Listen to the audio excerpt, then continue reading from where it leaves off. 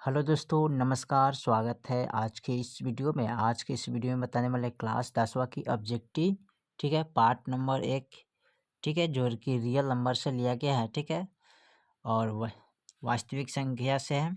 और यहाँ पर 1 से 25 तक पिछले वीडियो में मैंने कंप्लीट कर चुका हूँ, ठीक है। आज की इस वीडियो में शुरू करने वाले 26 नंबर से, ठीक है, जो कि बहुत वीवीआई मस्त क्वेश्चन है, ठीक है। कल है दो संख्याओं का गुणाफल 8670 है और उसका मौसा 17 है, ठीक है। तो उसका लसा निकालना है, ठीक है। तो दो संख्याओं का गुणाफल 870 है, ठीक है, और उसका मौसा कितना है 17, तो लसा हमको ज्ञात करना है। चलिए इसको ज्ञात कर लेते हैं। चलिए तो यहाँ पर सवाल नंबर 26 को नोट कर लिया, ठीक है। कह रहा है दो संख्याओं का गुणाफल 8670 है, उसका मौसा 17 है, तो लसा निकालना है ना। तो लसा बराबर क्या होता है यहाँ पर, तो यहाँ पर आप लिख सकते हैं लसा बराबर, ठीक है, गुना फल बटा, ठीक है, गुना फल बटा क्या हो जाता है, मौसा हो जाएगा। तो यहाँ लिखेंगे मौसा, ठीक है। अब हमको निकालना है क्या, लसा निकालना है। तो लसा निकालने के लिए क्या कहते हैं, गुनाफल का मान कितना है, यहाँ पर लिखेंगे 8670 और मौसा कितना है 17। तो यहाँ पर 17 लिखेंगे, 17 से भाग करेंगे तो 17 पच्चे 85 होता है, ठीक है। उसके बाद 17 एकम 17 जीरो, यानी कि 510 मरतबे कट जाएगा, ठीक है। तो आपका लसा बराबर कितना आ गया, लसा बराबर 510, ठीक है। इतना ही आपका आंसर हो जाएगा, ठीक है। चलिए सवाल नंबर 27 को देखते हैं। 27 में क्या कह रहा है, चलिए सवाल नंबर 27 में दिया है 2, 8 और 22 का लसा और मसा का अनुपात क्या होगा, ठीक है। तो चलिए इसके लसा और मसा का अनुपात निकालते हैं। चलिए यहाँ पर दिया है 6, 8, 22 का लसा और मसा निकालना है, ठीक है। तो लसा और मसा क्या होता है यहाँ पर, यानी कि एलसीएम एचसीएफ निकालना है, ठीक है। तो कैसे निकालेंगे, तो लिखेंगे यहाँ पर 6, 8, 22, ठीक है। और देखिए 6 का गुणाखंड करिए तो कितना आ जाएगा, 2 गुने 3, ठीक है। 2 दूना 4, 4 दूना 8, इसका होगा 11 दूना 22, ठीक है। अब देखिए यहाँ पर निकाला है तो HCF, ठीक है, और LCM, ठीक है। HCF निकालना है यानी कि मसा, LCM लसा निकालना है, ठीक है।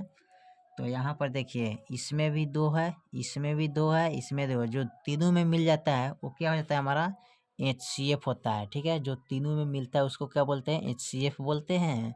और एलसीएम जो हो गया क्या पता है, इसमें से जो सबसे ज़्यादा ई है ना, तो ये 3 को 2 लिखेंगे, ठीक है, एगो ई लिखेंगे, एगो ई लिखेंगे, ठीक है। तो यहाँ पर लिख सकते हैं 1, 2, 3, ठीक है, 1, 2, 3।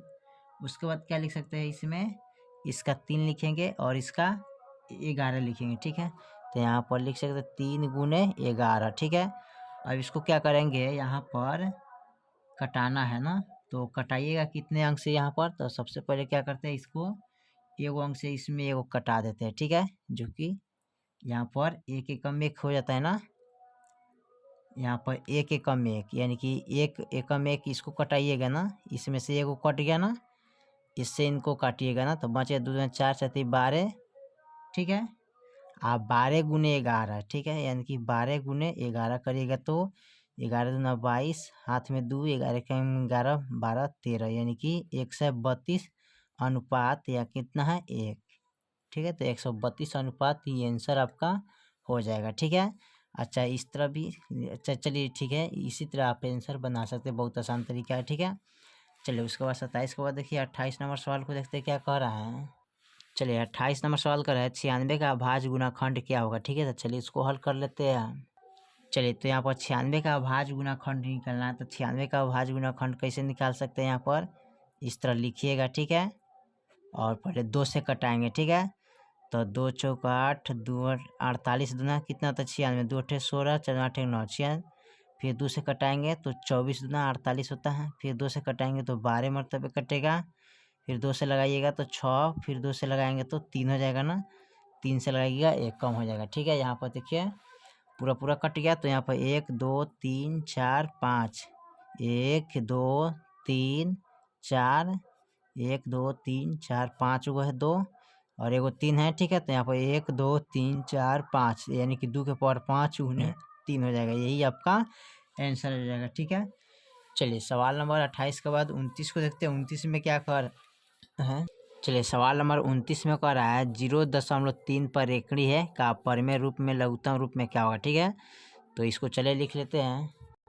चलिए तो यहाँ पर दिया 0.3 को लिखना है। ठीक है, यानी कि रेखड़ी एक पर है तो इसको लिख सकते हैं 3, एगो अंक पर रेखड़ी है तो 9 लिखेंगे। ठीक है, यानी कि 3/9 हुआ, इसको कटाइएगा तो 3 एकम 3 और 3 तिहाई 9, यानी कट गया तो 1/3, यही आपका आंसर निकल जाएगा। ठीक है, चलिए सवाल नंबर उसके बाद हम देखते हैं 30 नंबर को। 30 नंबर क्या कर रहा है, चलिए सवाल नंबर 30 में किया है 7 + 3√2। ठीक है, तब परमेय संख्या की अपरमेय संख्या, तो चलिए इसको हल कर लेते हैं। चलिए तो यहाँ पर लिखे है 7 + √3 यानी कि 7 + 3√2। ठीक है, तो परमेय है कि अपरमेय है, इसको पता करना है ना।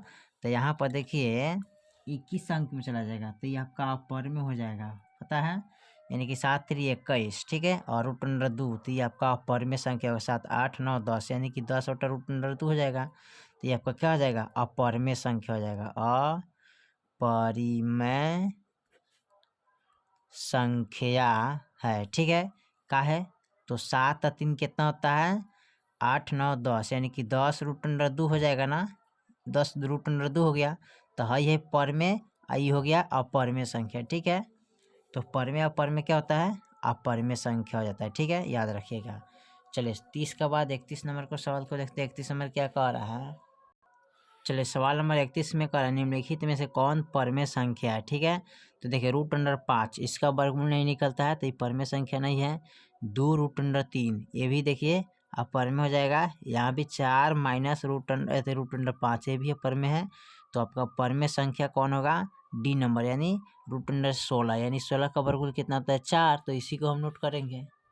तो यहाँ पर 31 नंबर सवाल का दिया है √4 होगा परमेय संख्या, यानी कि इसका वर्गमूल क्या होता है, 4, तो ये हो गया परमेय संख्या। ठीक है, चलिए सवाल नंबर हम 32 को देखते हैं। 32 में क्या कह रहा है, चलिए सवाल नंबर 32 में कह रहा है 0 और 50 के बीच विषम संख्याओं की संख्या कितना होगा। ठीक है, तो चलिए इसको नोट कर लेते हैं।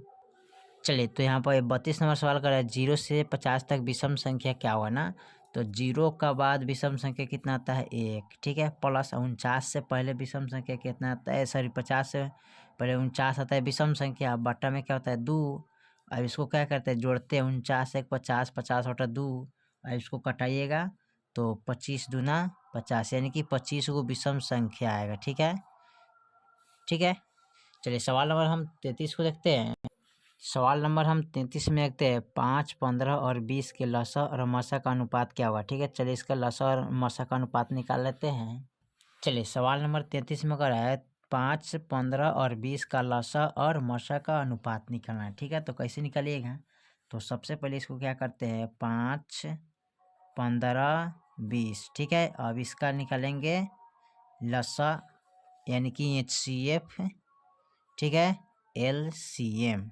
ठीक है, देखिए इसका गुणाखंड करेंगे तो ये हो जाएगा 1 × 5 हो जाएगा 3 × 5 = 15, ये हो जाएगा 2 दूना 4 4 × 5 = 20। ठीक है, अब देखिए जो तीनों में मिलता है वो आपका HCF होता है, तो देखिए यहाँ 5 5 मिल गया तो 5 HCF हो गया।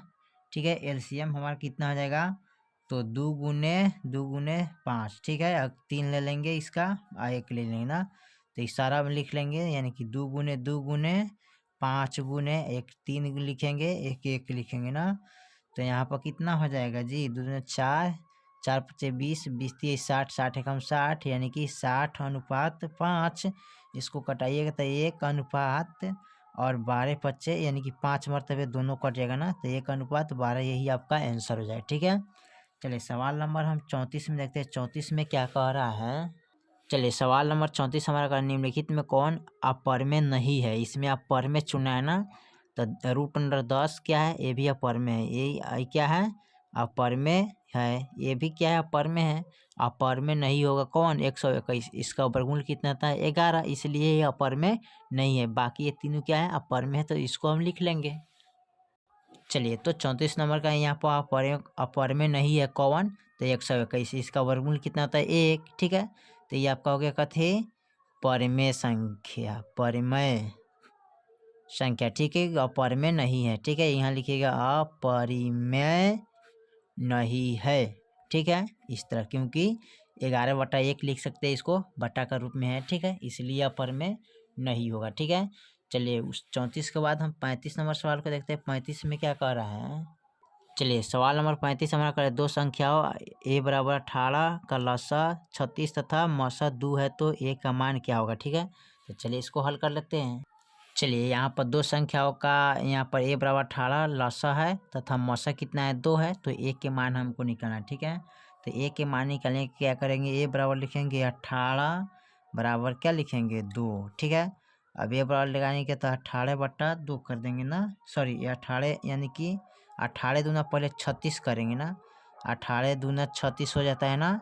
और यहाँ पर a के मान निकालना है ना, तो a के मान निकालने के लिए क्या करेंगे इसमें, तो a के मान निकालने के लिए यहाँ पर सबसे पहले क्या करेंगे, a बराबर लिखिएगा तो 36/18 हो जाएगा, 18 दूना 36 ना, यानी कि 2 2 4, इस तरह भी निकाल सकते हैं, कोई दिक्कत नहीं है, ठीक है। तो आपका कितना हो जाएगा, और +2 यहाँ पर दिया है, तो इसको 2 2 जोड़ दीजिए तो 4 हो जाएगा ना, यही आपका हो जाएगा, ठीक है। तो इस तरह निकालिएगा, 18 बराबर 36 लिखिएगा, यानी कि 18 दूना क्या होता है 36 होता है, एक बार गुना कीजिएगा, एक बार जोड़ना पड़ेगा, ठीक है, आपको यहाँ पर ध्यान देना होगा। सॉरी यहाँ पर 36 दिया हुआ है ना, a बराबर लसा और 36 यहाँ दिया ना, यानी कि लसा मसा, ठीक है, लसा दिया है ना, तो यहाँ पर 36 दिया हुआ है, ठीक है। हम मिस्टेक कर गए थे यहाँ पर, इसको थोड़ा सा क्रॉसिंग करते हैं ना, यहाँ पर लिखने में थोड़ा मिस्टेक पड़ गया। दिया है a बराबर 18, ठीक है, 36 अब बराबर 2, ठीक है। तो इसको निकालिए कैसे, a बराबर यानी कि 36/18 बराबर 2, तो 18 दूना क्या हो जाएगा 36 और +2, तो 2 2 जोड़िएगा तो कितना हो जाएगा 4, यही आपका आंसर हो जाएगा। इसी तरह आप निकालिएगा, ठीक है, थोड़ा यहाँ मिस्टेक हो गया, इसको आप रोस्ट कर दीजिएगा, ठीक है। तो यहाँ पर हम लिखना 36 भूल गए थे, ठीक है, यहाँ पर 36 लिखिएगा, फिर कोमा 2 लिखिएगा, 18 से भागा 36 में करिएगा, और इसका जो मर्तबा है इसमें ऐड कर देंगे, जोड़ देंगे, तो हमारा 4 आंसर आ जाएगा, ठीक है। चलिए सवाल नंबर हम 36 को देखते हैं। 36 में क्या कह रहा है, सवाल नंबर 36 कह रहा है, यदि p तथा q दो अभाज्य संख्या तो उनका मौसा क्या होगा, तो इसका मौसा क्या होगा 1 होगा, ठीक है, क्या होगा 1, इसको लिख लेते। चलिए तो 36 का आंसर 1 हो जाएगा, ठीक है, आप इसका लसा और मसा इसका 1 हो जाता है, ठीक है। चलिए सवाल नंबर हम 37 को देखते हैं। 37 में क्या कह रहा है, चलिए सवाल नंबर हमारा 37 का है। 37 में सबसे छोटी अभाज्य संख्या और सबसे छोटा अभाज्य संख्या का गुणनफल क्या होगा, ठीक है, तो चलिए इसको लिख लेते हैं। चलिए सवाल नंबर 36 में ये नोट किए हैं कि सबसे छोटी अभाज्य और भाज्य संख्या क्या होता है 8 होता है, क्या होता है 8 होता है, यहाँ पर याद रखिएगा, ठीक है। तो चलिए 8 हो गया, आपका आंसर यही रहेगा, ठीक है। उसके बाद हम 38 नंबर सवाल को देखते हैं। 38 में क्या कह रहा है, सवाल नंबर 38 कह रहा है, निम्नलिखित में कौन सी अभाज्य संख्या है, ठीक है, तो अभाज्य उसको बोलते हैं जो कि केवल एक और जितना है उतने से लगे, ठीक है। तो ये 17 कटने वाला है, यहाँ पर 29 हो जाएगा, क्योंकि 29 केवल एक से कटेगा, एगो 29 से कटेगा, बाकी कोई अंक से कटने वाला नहीं है, ठीक है। तो 29 को हम टिक लगाएंगे, ठीक है। चलिए यहाँ पर 38 नंबर सवाल कर रहा है, 29 अभाज्य संख्या है, क्योंकि पता है ना 29 केवल एगो एक से कटेगा, और यहाँ पर एक 29 से कटेगा, बाकी कोई से ना कटेगा, तो ये आपका क्या हो जाएगा अभाज्य संख्या हो जाएगा, ठीक है। तो यह अभाज्य संख्या हो जाएगा। 38 को देखिए 39 नंबर सवाल को देखते हैं क्या कह रहा है। चलिए 39 नंबर सवाल दिया है 3.27 पर रेकरिंग है, तो पर में है कि अपर में होगा, ठीक है। तो चलिए इसको हल कर लेते हैं। चलिए तो यहाँ पर 39 नंबर सवाल को नोट कर लिया, ठीक है, कह रहा है कि पर में और पर में है। तो यहाँ पर देखिए 3.27 ऊपर रेकड़ी है, तो यहाँ पर इसको लिखेंगे, यहाँ पर इसको लिख सकते हैं, जानते हैं 27, ठीक है। और इसको लिखें कैसे, यानी कि रेकरिंग का गो अंक पर है 2 गो अंक पर है ना, तो 2 गो 9 यहाँ पर लिखेंगे, ठीक है। तो क्या हो जाएगा परिमेय संख्या हो जाएगा, क्योंकि बटा का रूप में है, p बटा q के रूप में है, इसलिए क्या हो जाएगा परिमेय संख्या हो जाएगा, ठीक है। तो इसको हम परिमेय संख्या लिखेंगे। चलिए 39 के बाद हम 40 को देखते हैं। 40 में क्या कह रहा है, चलिए सवाल नंबर 40 का है, किसी पूर्णांक m के लिए सम संख्या का रूप कौन होगा ना, तो चलिए इसको हम नोट कर लेते हैं। देखिए तो यहाँ पर 2 से 2 कट गया तो बच गया m, तो यही आपका आंसर हो जाएगा, इतना ही पूछा है, ठीक है। 40 के बाद 41 नंबर सवाल को देखिए। 41 में क्या कह रहा है, चलिए सवाल नंबर 41 का है, निम्नलिखित में कौन सा अपवर्म्य नहीं है? इसमें अपवर्म्य संख्या कौन नहीं है? ठीक है, तो देखिए 64/81, क्योंकि इसके 64 का वर्गमूल 8 होता है, 81 का वर्गमूल क्या होता है 9। इसका वर्गमूल नहीं निकलेगा तो ये अपवर्म्य हो जाएगा, ये भी अपवर्म्य हो जाएगा, ये भी अपवर्म्य। तो आपका अपवर्म्य नहीं है कौन, यानी कि ए नंबर। ठीक है, तो चलिए ए नंबर को हम लिख लेंगे। चलिए तो यहाँ पर 64 का वर्गमूल क्या आता है 8, इसका वर्गमूल हो जाएगा 9, यानी कि 8 बटा 9, तो ये क्या हो जाएगा परिमेय संख्या, यानी कि अपरिमेय नहीं है, अपरिमेय नहीं है। ठीक है, चलिए सवाल नंबर हम 42 को देखते हैं। 42 में क्या कह रहा है?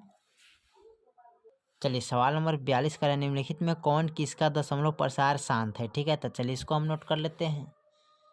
देखिए तो यहाँ पर नोट करने से पहले सबसे पहले इस हर अंश पर ध्यान देना है ना, अंश बटा हर, यानी कि जिसके हर में 2-5 गुणाखंड आ जाए वही आपका क्या होता है शांत होता है। ठीक है, तो देखिए इसमें 2-5 किस में आता है, तो देख लेते हैं हल करके। देखिए तो 3/8 है जो क्या है शांत है। कैसे है? तो देखिए इसका अंश हर है ना, यानी कि 3/8 ऊपरला को बोलते हैं अंश। ठीक है, निचला को क्या बोलते हैं हर। जिसके हर में गुणाखंड में 2-5 आ जाता है तो क्या होता है एथी होता है, यानी कि शांत होता है ना। तो 8 का गुणाखंड कीजिएगा 4 हो जाएगा, फिर 2 एक हम देखिए 2 है ना, 2 आ जाए चाहे 5 आ जाए, चाहे दोनों में कोई आ जाए, चाहे दोनों आ जाए, तो यो हमारा क्या होता है शांत होता है ना। तो देखिए इसमें 2 आ रहा है ना, तो इसके हर में 2 आ रहा है, तो इसलिए क्या हो जाएगा शांत हो जाएगा। ठीक है, ये आपका शांत संख्या हो जाएगा। ठीक है, तो चलिए यहाँ पर मैंने सवाल को हल कर चुका हूँ। ठीक है, टोटल 26 से लेकर 42 तक ले। ठीक है, तो फिर मिलते हैं अगले वीडियो में, तब तक के लिए जय हिंद जय भारत।